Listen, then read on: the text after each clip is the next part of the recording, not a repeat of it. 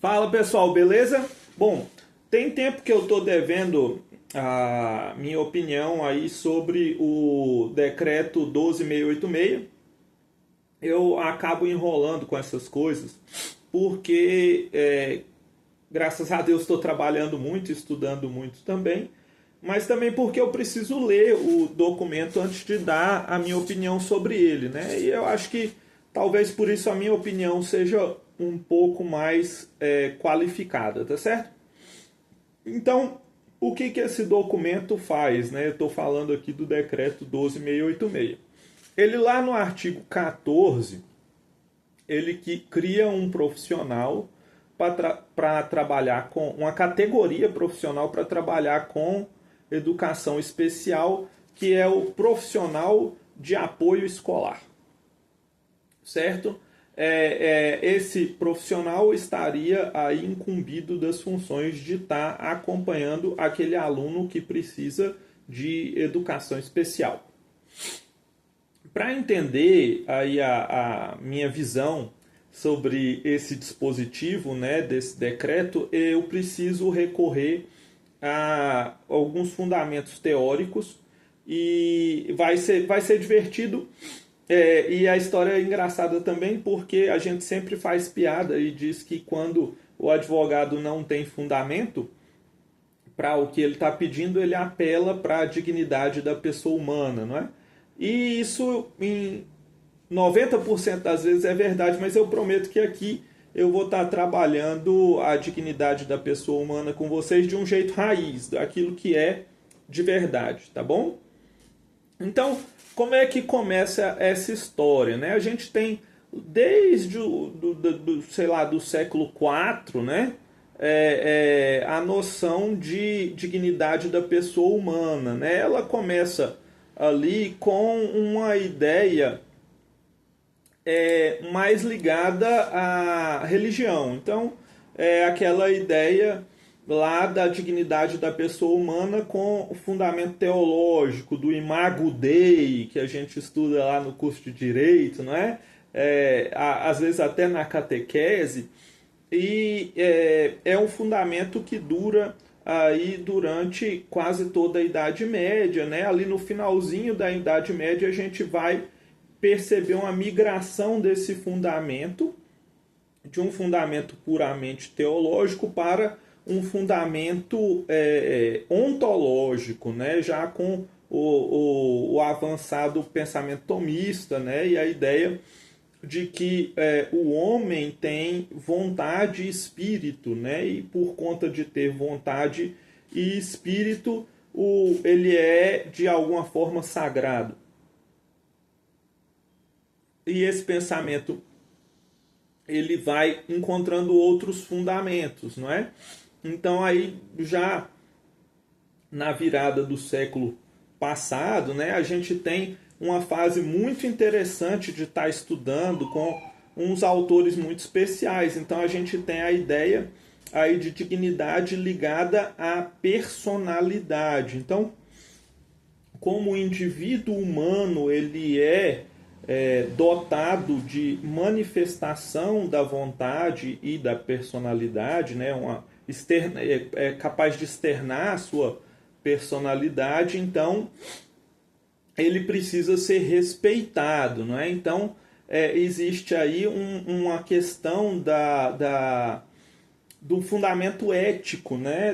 Da ideia de incomparabilidade de um indivíduo com o outro que torna ele tão único que ele é especial e de alguma forma sagrado, né? Então a gente tem aí vários autores muito bons de estar estudando, como Montier, né? Maritain, Gabriel Marcel, Gabriel Marcel muito bom também. Então tem vários autores aí interessantes de estar estudando. Daqui a pouco eu lembro demais.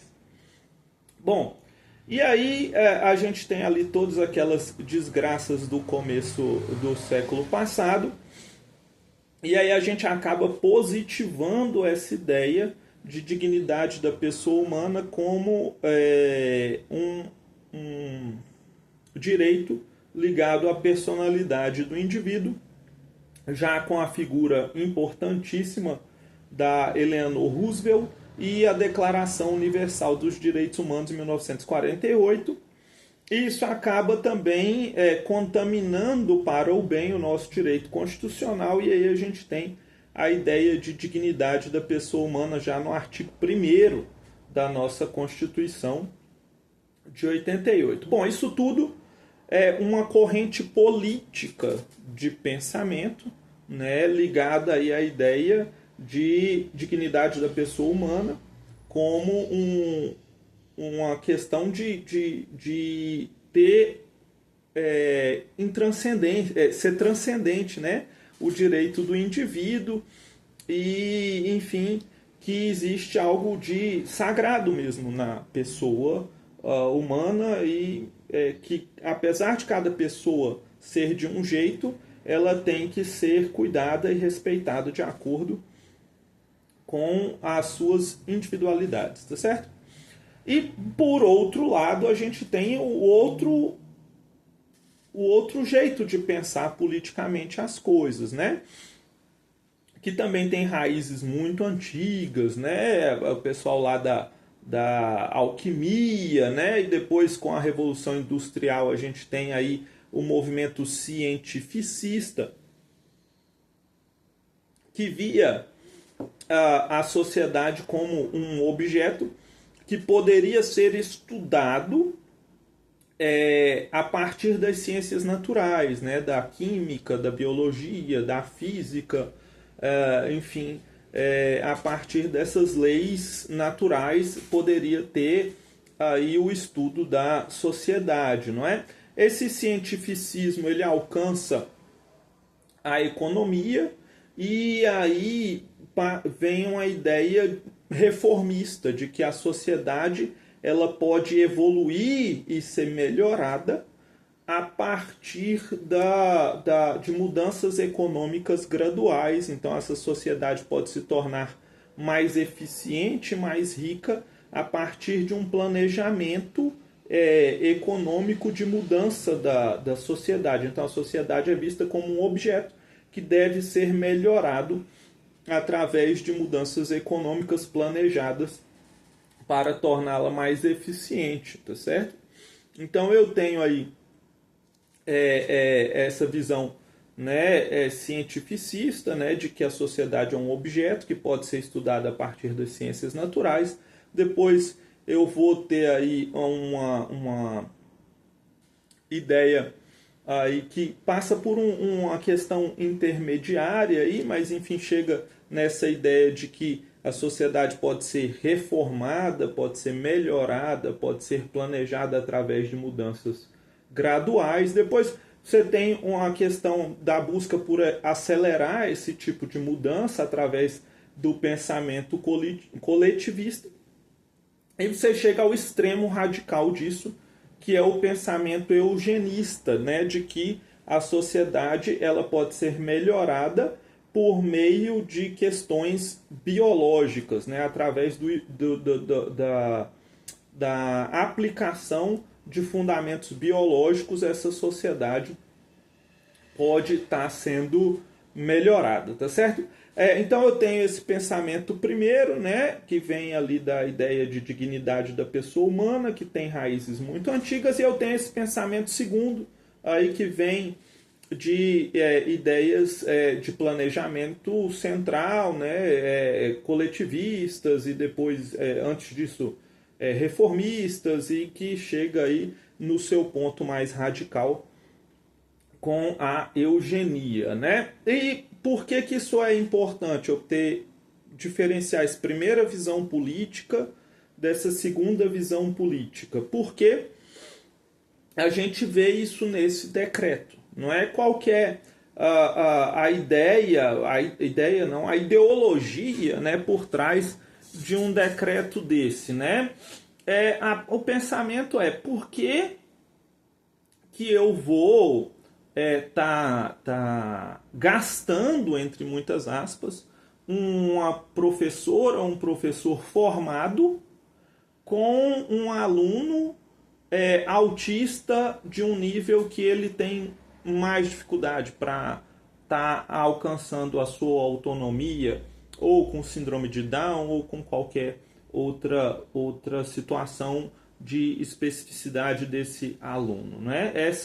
Você percebe nessa ideia de criar uma subcategoria de profissional que não é um professor para estar acompanhando o atendimento desse aluno, uma ideia profundamente ligada a essa segunda corrente de pensamentos, não dá para dizer isso porque eles são separados, mas enfim, a essa segunda parte aí da ideologia e do pensamento político que eu expliquei, não é? Que é essa ideia realmente de não estar desperdiçando, entre muitas aspas, um profissional qualificado com esse atendimento ao aluno. O decreto trata especificamente de autismo, mas enfim, aquele aluno que usa a educação especial, tá certo? E do outro lado, você tem o pensamento dos direitos humanos, da dignidade da pessoa humana, que eu expliquei de maneira bem fundamentada, não como argumento genérico, que ele chega à conclusão inversa desse decreto, que é que aquele aluno que tem mais dificuldade para conquistar alguma autonomia, ele deve ter, assistindo e acompanhando a sua educação, o professor mais qualificado.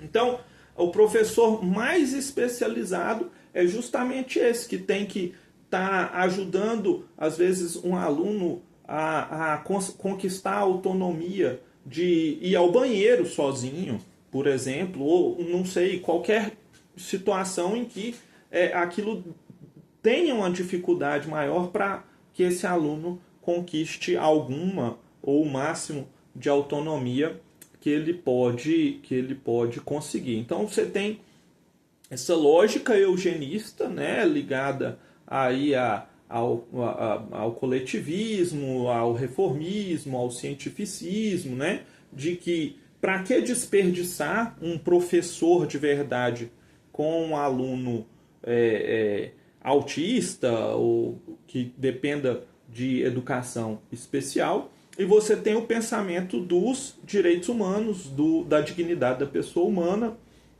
aí ligado também a essa fundamentação filosófica e antes disso teológica, né, de que para esse aluno eu tenho que direcionar o melhor professor, o mais bem remunerado, o mais qualificado, tá certo?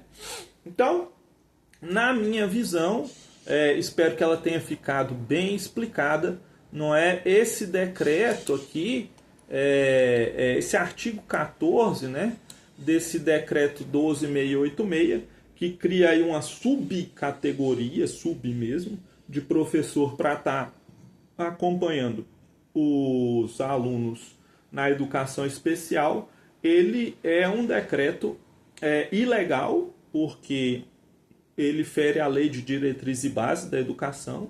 Ele é um decreto inconstitucional, porque fere o artigo 1º da Constituição Federal, e ele é um decreto, uma agressão aos direitos humanos das nossas crianças, porque fere o artigo 1º da Declaração Universal de Direitos Humanos. No município, né, de Ituiutaba, a gente tem aqui esse documento, que é o ofício 412 desse ano, em que se propõe a criação de uma lei complementar que vai criar aí essa sub-raça de professores, né, uma subcategoria aí de professores, que seriam esses profissionais de apoio, né, que não precisam ter a mesma formação pedagógica de um professor para estar acompanhando esses alunos. Esse decreto segue, para mim, a mesma... carece de legalidade aí pelos mesmos motivos. Me parece, aí eu não vi os documentos de desdobramentos posteriores disso, mas me parece que a prefeita mesmo já desistiu desse decreto, desse ofício, desse projeto que de lei complementar e já encaminhou outro.